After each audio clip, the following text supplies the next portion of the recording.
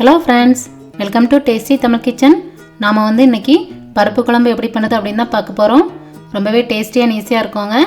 வாங்க இப்போ அது எப்படி பண்ணுதுன்னு பார்த்துடலாம். நாம் ஃபஸ்ட்டு ஒரு குக்கர் எடுத்துக்கலாம். இதில் ஒரு 150 கிராம் துவரம்பருப்பு சேர்த்துக்கோங்க. அப்புறமா ஒரு 10லேருந்து 13 சின்ன வெங்காயம் சேர்த்துக்கலாம். அதுக்கப்புறமா ஒரு 8 பச்சை மிளகாய் சேர்த்துக்கோங்க. காரத்துக்கு பச்சை மிளகாய் தான் நம்ம சேர்க்குறோம். இதை கொஞ்சமாக தண்ணி விட்டு நல்லா க்ளீன் பண்ணி எடுத்துக்கோங்க.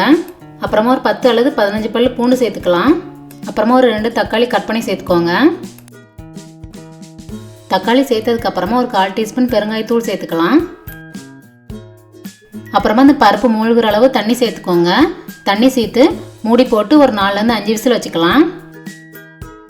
நாம் பருப்பை வேக வச்சதுக்கப்புறமா தேங்காய் மசாலா ரெடி பண்ணிக்கலாம். அதுக்கு ஒரு மிக்ஸி ஜாரில் ஒரு 1/2 கப் தேங்காய் சேர்த்துக்கோங்க. அப்புறமா 1 டீஸ்பூன் ஜீரகம், ஒரு 1/2 டீஸ்பூன் மஞ்சள் பொடி சேர்த்துக்கோங்க. மஞ்சள் பொடியெல்லாம் சேர்த்ததுக்கப்புறமா தண்ணி எதுவும் சேர்க்காம கொஞ்சம் குறகுறப்பாக அரைச்சி எடுத்துக்கோங்க. இப்போ பார்த்தீங்கன்னா பருப்பு நல்லா வெந்துடுச்சு. இப்போ இதை ஒரு கரண்டி எடுத்து எல்லாத்தையும் நல்லா கலந்து விட்டுருங்க.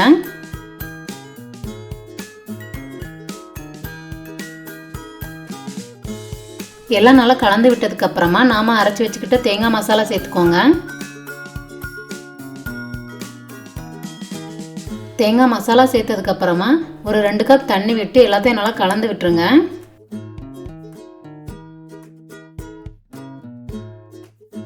இப்போ உங்களுக்கு தேவையான அளவு உப்பு சேர்த்துக்கோங்க. அப்புறமா ஒரு கொத்து கருவேப்பிலை சேர்த்துக்கோங்க. நம்ம எல்லாம் சேர்த்ததுக்கப்புறமா அடுப்பில் வச்சிடலாம். இப்போ பார்த்தீங்கன்னா ஒரு கொதி வந்துடுச்சு. இதுக்கப்புறமா நம்ம தாளித்து கொட்டிட வேண்டியது தான். ரொம்ப கொதிக்கணும்னு அவசியம் இல்லை. இப்போது தாளித்து கொட்டிடலாம். அதுக்கு ஒரு கடாய் எடுத்துக்கோங்க. அதில் ஒரு 2 டீஸ்பூன் எண்ணெய் சேர்த்துக்கலாம். எண்ணெய் நல்லா சூடானதுக்கப்புறமா கடுகு சேர்த்துக்கோங்க. கடுகு பொரிஞ்சதுக்கப்புறமா ஒரு 3 சின்ன வெங்காயத்தை பொடிசாக கட் பண்ணி வச்சுருக்கிறேன், அதையும் சேர்த்துக்கலாம். சின்ன வெங்காயம் சேர்த்ததுக்கப்புறமா ஒரு 3 வரமிளகாய் கிள்ளி போட்டுக்கோங்க. சின்ன வெங்காயம் பொன்னிறமாக வர்றது வரைக்கும் நல்லா வறுத்துக்கலாம். கொஞ்சமாக கருவேப்பிலை சேர்த்துக்கோங்க. இப்போ இந்த தாளிப்பை குழம்புல கொட்டிடலாம். அவ்வளோதான் ஃப்ரெண்ட்ஸ், நம்மளோட பருப்பு குழம்பு ஈஸியாக டேஸ்டியாக ரெடி ஆகிடுச்சு. நீங்களும் உங்கள் வீட்டில் இதை ட்ரை பண்ணி பாருங்கள்.